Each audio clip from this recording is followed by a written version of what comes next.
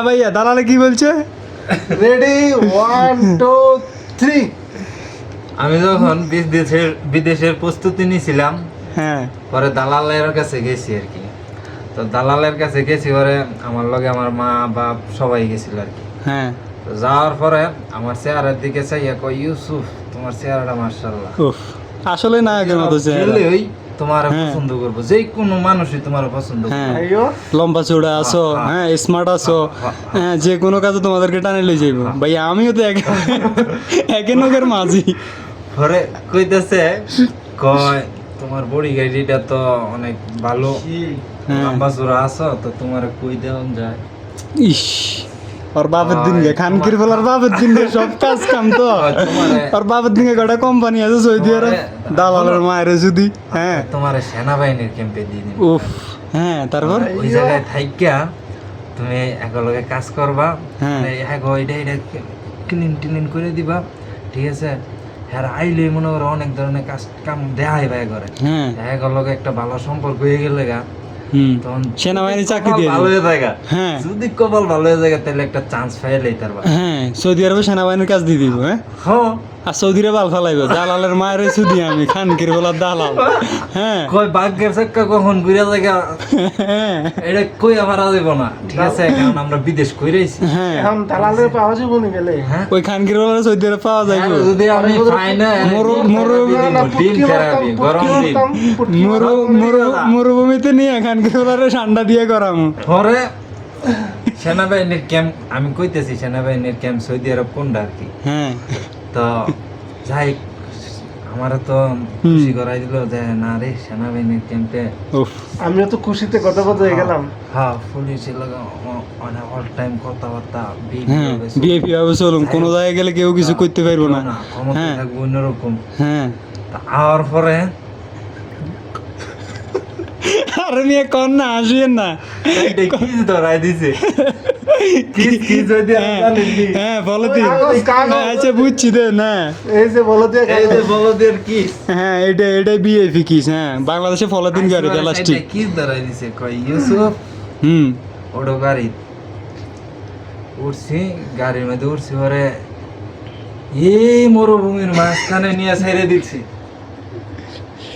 কি সারা মরুভূমি? সাইডে দিয়া কয় ইউসুফ, এই সাইড দিয়া বোতল টোতল আছে অনেক, হ্যাঁ। টোয়াও বোতলের কি কয়? আমরা তো নতুন অবস্থায় বুঝতেন না বোতলের কি কইতো। বোতল দেখি কইতো আমি জানি না, হ্যাঁ গারোরা। খালি কইতো যে এইগুলা দেখাই দিছে আর কি বোতল, হ্যাঁ হ্যাঁ এইগুলো এই যে এমনি একটা করে কিস দিয়ে কথা স্যাম্পল আর কি হ্যাঁ। দেখাইছে, দিয়া মাঝখানে জড়ো করো, আমি 12 ঘন্টা পরে আইতেছি। হ্যাঁ 12 ঘন্টা ডিউটি। হ্যাঁ 12 ঘন্টা দালালে কয় ঘন্টা কইছে? ডালার 8 ঘন্টা হয়েছে। হ্যাঁ পরে মাঝখানে জড়ো করো, আয়া এই যে বইয়ে রয়েছি, আহ মরুভূমির মাঝখানে এই রোদের ভিতরে রিয়া দে। মাথার উপরে রোদ, হ্যাঁ চেয়ার দেখবেন, আয় হায় আল্লাহ, আল্লাহ, চলবো এই আল্লাহ ভিডিওটা কালকে বাঁচাইছে। একটা গ্রুপে আপলোড দেবো। এই যে আমার চেহারা পুইরা কালা, এই যে কই জানি এটা কি দাদা? সর্বনাশ। এই যে আহ এই যে একটা আমার মিনিট, একটা মিনিট। এই হলো অবস্থা মরুভূমিতে কাজ করার পরে। হ্যাঁ আর বর্তমানে আর এখন বর্তমানে আছে। এই বদ্ধ করেন বাস্তব কথা শুনেন। হ্যাঁ পরে? তারপরে যখন এই অবস্থা দেখলাম, আরে সালার এইটাই মনে হয় সেনাবাহিনীর ক্যাম্প। সৌদি আরব পুরোটাই সেনাবাহিনী পুলিশের দখলে। পরে দালালে কইতাছে, কয় হ্যাঁ আমি যখন দালালে ফোন দিছি, হ্যাঁ কয় ইউসুফ আরে তুমি বুঝতেছো না, তুমি একটা পার্কে আছো।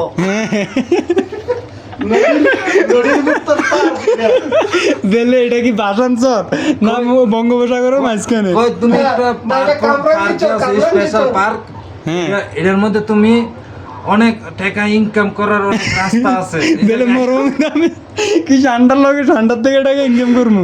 কয় হ্যাঁ কয় তুমি ধৈর্য ধরো হ্যাঁ। দেখবা যে এই যে যেই বোতলগুলো টোকাইতেছো না, হ্যাঁ। এটা বেচন যায়। হ্যাঁ মরুভূমিতে কার কাছে বিক্রি করবো? ওই কার কাছে বেচবো? আমি টেনশনে পড়ে গেছি, আরে শালা তুই ভিজাও তো কিন্তু সব। আমি এই কথা মনে করেন যে এজেন্সির কাছে জানাইলাম, লাভ নাই, কোনো লাভ নাই, কোনো কোনো লাভ নাই। এনা আসার পরে দালালে কইব কি কইব আমি তোর মা আমি তোর বাপ, পরে তোর এজেন্সি তোর দালালে তোর কিছু করতে পারবো না। হ্যাঁ এই সেনাবাহিনীর ক্যাম্পে থেকে আমার দিল বেচছে।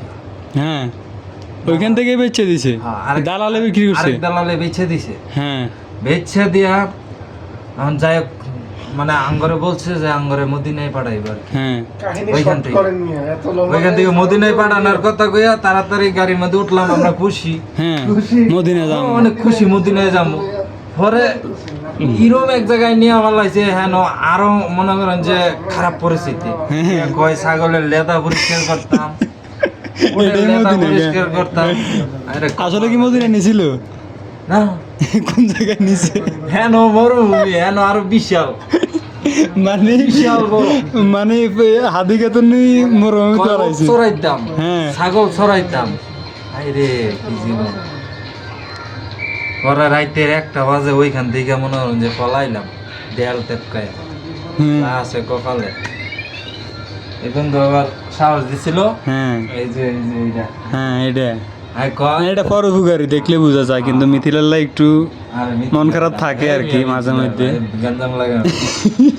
ভিডিও কিন্তু হইতেছে, লাইভ চলতেছে, লাইভ চলতেছে। পরে হ্যাঁ। দুঃখের কথা হইলো এখন আমরা আসতেছি, কারণ আমাকে তো দুঃখ সই হয়ে গেছে, বুঝেন না? প্রবাস জীবনে যারা আছি একত ধরেন না। এখন বর্তমানে কফি শপে আলহামদুলিল্লাহ, আল্লাহর কাছে লাখ লাখ শুকরিয়া।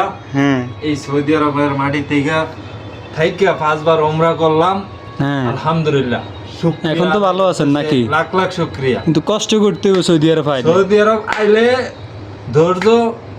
ধৈর্য থাকতে হইব, হ্যাঁ। ধৈর্য এবং শক্তি এগুলা থাকতে হইব। না থাকলে আপনি সৌদি আরব প্রবাস জীবন করতে পারবেন না। আরে এই সৌদি আরব ধৈর্য ধইরা নিজের ডিসিশন নিতে হইব যে আসলে আমি কি করলে ভালো হইব সৌদি আরব থেকে। কাম দরকার যেমন হোক, আপনি কাম যেমন হোক, এসির তলে কাম করি এখন। কাম যেমন হয়ে গেল দেশি আলহামদুলিল্লাহ, আলহামদুলিল্লাহ ভালো আছি। আলহামদুলিল্লাহ Okay. অনেক ভালো আছি। ঠিক আছে, যাই হোক, আল্লাহ হাফিজ। আমার